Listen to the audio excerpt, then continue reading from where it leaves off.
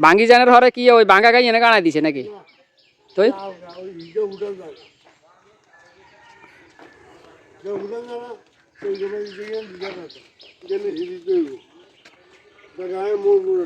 হ্যাঁ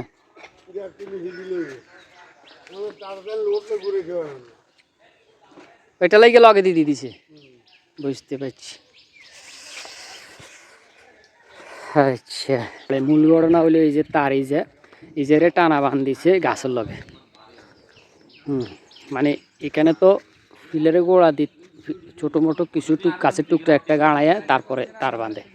এখানে তার বাঁধি রাখছে গাছের লগে